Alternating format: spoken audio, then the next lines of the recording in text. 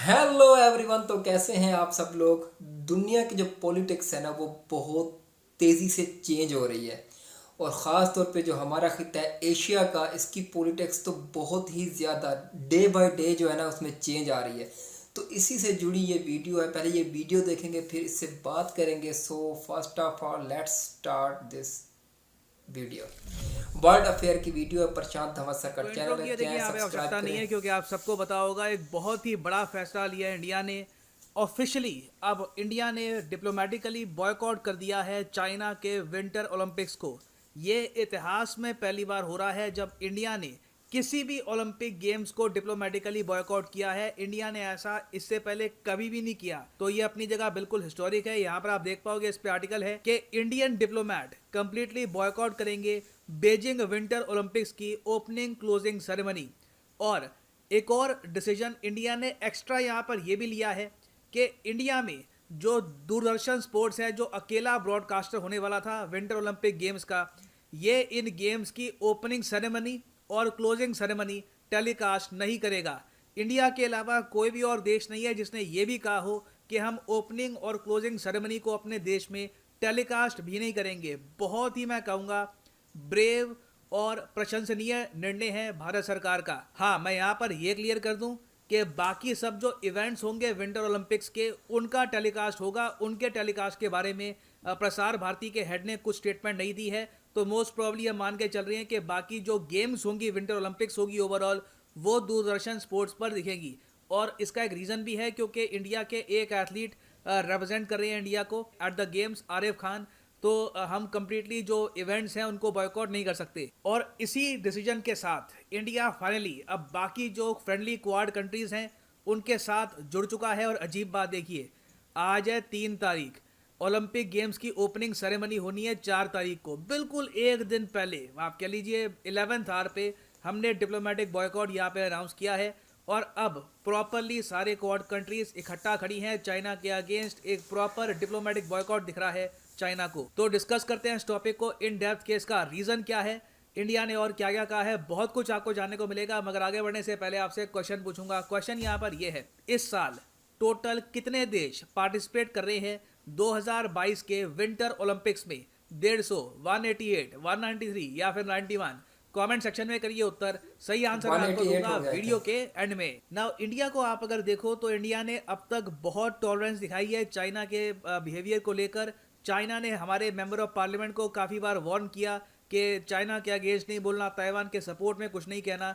India ने कुछ नहीं कहा। उसके अलावा फिर हमने देखा कि बॉर्डर में भी रिसेंटली कुछ एक्टिविटीज हुई है। एक इंडियन टीम गलती से चाइना की साइड में चला गया, अब रिपोर्ट्स आई हैं कि उसका टॉर्चर किया गया था, फिर वापस चाइना ने उसको इंडिया को दिया है। मगर मैं कहूंगा चाइना ने सारी लिमिट्स क्रॉस तब कर दी जब गलवान वैली क्लैश में पार्टिसिपेटिंग कर्नल को एक टॉर्च बेरर बना दिया विंटर ओलंपिक्स का। देखो, ओलंपिक गेम्स को हमेशा मिलिट्री, जो जियो पॉलिटिक्स है, इन सब से दूर रखा जाता है। चाइना क्लियरली यहाँ पर उकसा रहा है इंडिया को, गलवान वैली के कर्नल को इस ओलंपिक सेरेमनी का पार्ट बनाकर। और इस कर्नल का नाम बाय द वे है क्वी फाबाओ। क्वी फाबाओ ही मेन रीजन है इंडिया के डिप्लोमेटिक बॉयकॉट का। क्वी फाबाओ को बहुत चोटें आई थी गलवान वैली में, खूब पिटाई हुई है उसकी। चाइना ने इसी बात के लिए इसको रिवॉर्ड देने के लिए ये कहा कि तुम होगे ओलंपिक मशाल के टॉर्च बीरर। और इंटरेस्टिंग बात देखिए, सबसे पहले, इंडिया से भी पहले, इस निर्णय की आलोचना कहां से आई? यूनाइटेड स्टेट्स ऑफ अमेरिका से। इंडियन गवर्नमेंट चुप थी। यूएस की तरफ से एक्चुअली सबसे पहले आलोचना आई चाइना को लेकर। यूएसए में बहुत ही प्रोमिनेंट मेंबर ऑफ पार्लियामेंट है इनके, जो फॉरेन अफेयर्स की जो कमेटी है उसके मेंबर भी हैं। यहाँ पर आप देख पाओगे इनकी एक ट्वीट है, senate foreign relations committee ranking member यहाँ पर कह रहे हैं कि ये शर्मनाक बात है। ये वर्ड यूज किया है यूएसए ने, और मैं यूएसए ही कहूंगा क्योंकि इनकी फॉरेन रिलेशंस कमेटी के मेंबर यहाँ पर ये बात कह रहे हैं। ये कोई आम मेंबर ऑफ पार्लियामेंट नहीं है, स्पेसिफिकली जो विदेश नीति देखती है कमेटी उसके मेंबर है। तो ये कह रहे हैं कि शर्मनाक बात है कि चाइना ने गलवान सोल्जर को यूज किया है as Beijing Olympics torch bearer. इन्होंने आगे ये कहा है कि the torch bearer for the Olympics 2022 who's part of the military command that attacked India in 2020 and is implementing genocide against the Uyghurs. तो ये कहा है कि चाइना एक तरफ तो उइगर मुस्लिम्स का जेनोसाइड कर रहा है, फिर जिस मिलिट्री ऑफिसर ने इंडिया पे अटैक किया था, मेंबर था उस ग्रुप का जिसने इंडिया पे अटैक किया था, उसको टॉर्च बीरर बना दिया है। ये शर्मनाक बात है। US will continue to support Uyghur freedoms and the sovereignty of India. ये यूएस ने कहा।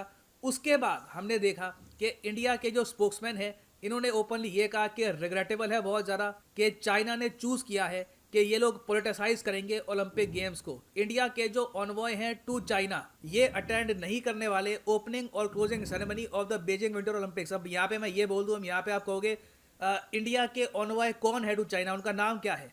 देखो अभी के लिए क्या है कि एक प्रोसेस चल रहा है, इंडिया के नए ऑनवॉय अभी डिप्लॉय किए जा रहे हैं टू चाइना, तो बाय डिफॉल्ट जो उनके अंडर टॉप डिप्लोमेट थे वो बॉयकॉट करेंगे इन ओलंपिक्स को। तो इधर वे इंडिया एक प्रॉपर डिप्लोमेटिक बॉयकॉट कर रहा है यहाँ पर विंटर ओलंपिक्स का, और मैं कहूँगा एक बहुत ही अच्छा निर्णय है। और अब इंडिया बन चुका है 17वां देश जिसने डिप्लोमेटिक बॉयकॉट अनाउंस किया है चाइना के विंटर ओलंपिक्स का। बाकी कंट्रीज कौन कौन सी है? Lithuania, US, New Zealand, Australia, UK, Canada, Kosovo. जी हाँ, कोसोवो। अब हालांकि अजीब बात है, कोसोवो को हम लोग एक देश मानते नहीं है, मगर कोसोवो ने भी यहाँ पर बॉयकॉट अनाउंस किया है इन विंटर ओलंपिक्स का। उसके अलावा Japan, Estonia, Austria, Belgium, Sweden, Netherlands, Denmark, Chinese Taipei मतलब के ताइवान और स्विट्जरलैंड। तो इंडिया अब यहाँ पर 17वां देश बन चुका है। नाउ अब यहाँ पर आप पूछेंगे इसके बाद क्या होगा, काफ़ी बड़ा स्टेप है इंडिया का।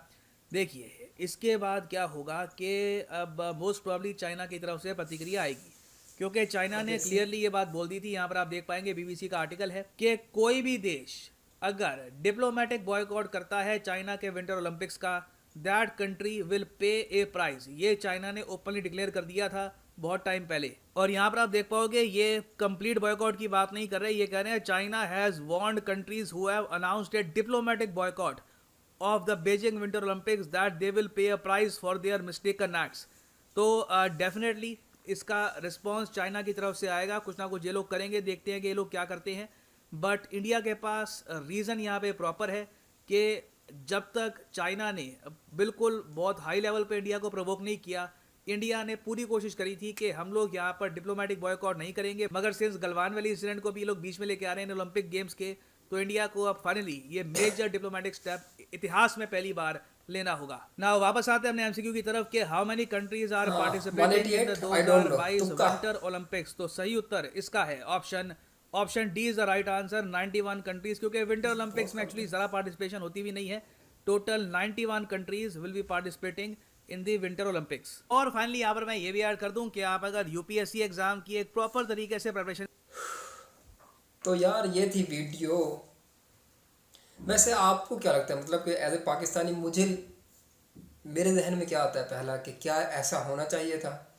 खेल और सियासत दो अलग अलग चीज़ें हैं। ऑलरेडी पाकिस्तान और इंडिया की ना कोई क्रिकेट सीरीज़ हो रही है, ना कोई भी बायलैटरल सीरीज, इवन ट्रेड, कुछ नहीं हो रहा। पहले ही पाकिस्तान और इंडिया कट ऑफ हो चुके हैं, अब चाइना और इंडिया भी कट ऑफ हो गए। तो ये सियासत, खेल, सब चीज़ों से कट ऑफ होता जा रहा है। तो क्या ये इस खित्ते में कुछ अच्छा होने जा रहा है? मुझे ऐसी अच्छी फीलिंग्स नहीं आ रही। देखिए ये दो बड़ी मार्केट्स हैं चाइना और इंडिया की, ये तरक्की करेंगी तो पूरा खित्ता तरक्की करेगा। इनकी ट्रेड होगी, आपस में रास्ते खुलेंगे, तो फिर पाकिस्तान है, इधर से नेपाल है, जितने भी साथ साथ रिलेटेड छोटे छोटे कंट्रीज़ हैं, तो वो भी, उनकी गुर्बत लेवल भी कम होगा, वो भी ऊपर को उठेंगे।